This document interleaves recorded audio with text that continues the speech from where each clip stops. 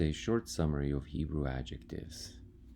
Adjectives are words that describe or modify nouns. In Hebrew, they follow the same chart as nouns. However, with one slight but very important difference. Adjectives cannot be absolute or construct. In other words, they do not have a state. They only have a number, singular or plural, and they have a gender, masculine or feminine. In Hebrew, we have two kinds of adjectives. They can be either attributive or predicate. Let's start with attributive adjectives. Here are 4 simple rules how you can identify and translate attributive adjectives. Number 1. All adjectives, whether attributive or predicate, must agree with the noun they modified in gender and number. However, attributive adjectives also must agree in definiteness. In other words, if the noun they modify is indefinite, therefore the adjective must also be indefinite. If the noun they modify is definite, therefore the adjective must also be definite. Point number 2 and 3 is the translation and sentence order from Hebrew to English. In Hebrew, the sentence order is always the opposite of English. Therefore, if in English we say a good woman, we start with an adjective, then we have a noun. In Hebrew, it's going to be the opposite, a woman, good.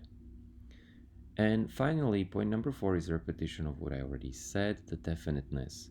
It is so important that I have a separate point on it. Attributive adjectives must agree in definiteness. Again, if the noun is indefinite, the adjective must be indefinite, and if the noun is definite, the adjective it modifies must be definite as well. Here are 3 examples. Hadvarim hatovim. Hadvarim hatovim. As you can see, we have definite article on both the noun davar and the adjective tov. By the way, tov means good.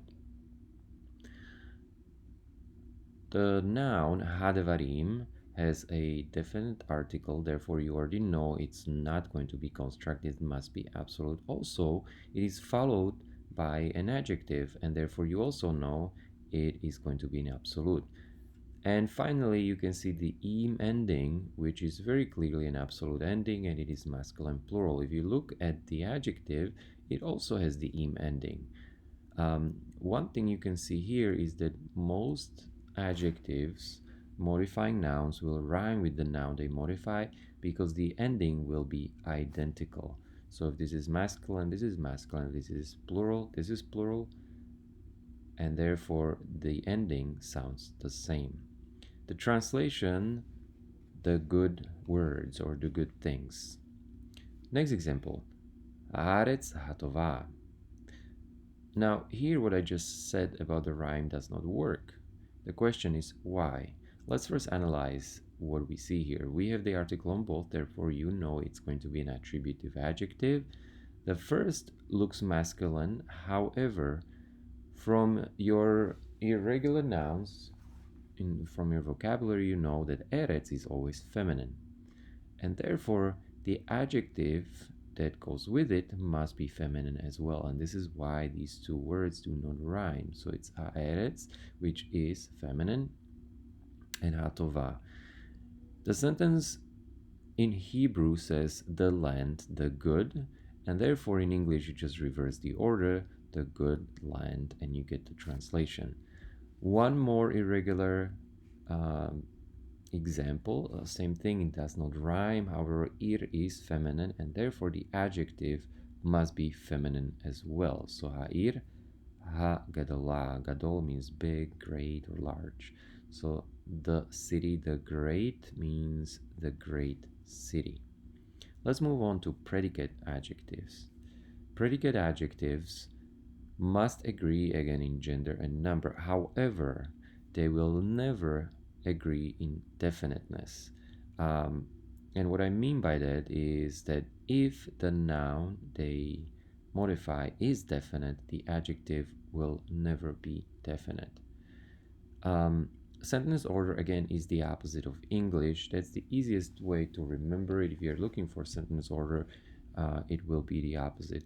I do want to say one little side note. In Hebrew, for emphasis, it is possible to reverse the sentence order. So do not 100% rely on sentence order, but it is a good thing to look at. In translation, point number 3, the adjective and the noun, they need the verb, and the verb that you need to supply is the verb to be. Now in English, the verb to be can be seen in various ways, like is, was, will be, are, were. Those are all verbs to be. The tense is determined by the context, and the predicate adjective and the noun is actually a full sentence, and therefore you can actually put a period at the end. Point number 4, again about the definiteness, the adjective can never be definite. Therefore, if you have a noun, and noun now is in red, it's second, and that noun is indefinite, the adjective is also indefinite. They will agree in if they're both indefinite. However, if the noun has the definite article and it is the definite, the adjective will not be definite. Here are 3 examples. Hayom gadol. Yom is a masculine singular. By the way, do not confuse this with masculine plural, because the plural would need the im. You are looking for the im sound and you don't have the im. The plural of yom would be yomim. Yom is just a singular. So this is the day. Gadol has no article. We already had this in the previous example. This means great, big, or large. So the day, great. Because the adjective has no article, you clearly see that this is predicate and not an attributive, because attributive would require the article. And therefore, you know you need to supply the to be verb. So the translation is the day is great, or the day was great, or the day will be great. The tense of the to be verb that you are supplying will be determined by the context. Next example. Lotov hadavar. Lotov, not. Tov means good. We already had that as well. Not good. Hadavar, we have the definite article, and then we have word davar, which means word. If you look at this example, you can see that word davar is masculine and it is singular, and therefore the word tov must be masculine and singular again. If it is hadavarim, then it would be lotovim hadavarim. Both would need to agree in gender and number. However, you can clearly see that tov does not have the definite article. It is missing something, and therefore we need to supply the to be verb. One way to remember adding the to be verb is by the missing article. So if the article is missing, you need to put in something. If the article is not missing, then do not put anything else in English in your translation. One more example, haaretz, ra'a. Again, haaretz, you already know it's feminine, therefore ra, which is evil, must have the feminine ending a. And we have the definite article on the land, ha, right, the land, but there is no definite article on evil, ra, and therefore the translation must add something, which is the to be verb. The land is evil or was evil. In this final slide, here is a summary of predicate and attributive adjectives. And this is pretty much all you need to memorize and understand and know as far as translating and recognizing adjectives. The first example, ish tov, has no definite article, and it starts with the noun and then you have the adjective. Therefore, this is most likely attributive adjective, and the translation will be a good man.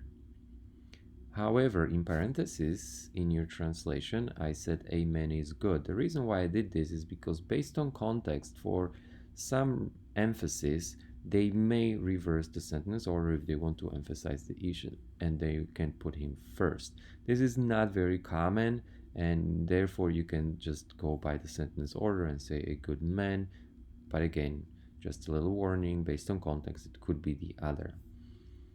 The next example, tov ish. It's almost identical except the order is reversed.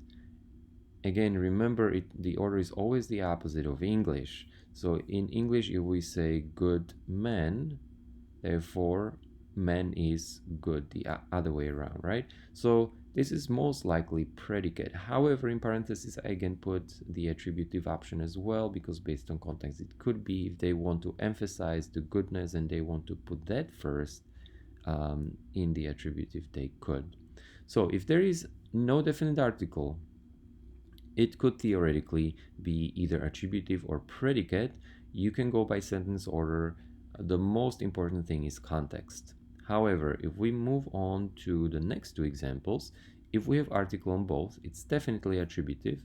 If you look at the translation, the good man, I did not put an option for the predicate in parentheses because that is not an option. And the last example, you have article only on the noun, and therefore in translation it's definitely predicate. So the translation, the man is good. So one more time, summary. If there is no article, it can be either predicate or attributive. You can go by number one, context, and number two, sentence order. If there is an article, and if the article is on both, it's definitely attributive. If the article is only on the noun, it's predicate.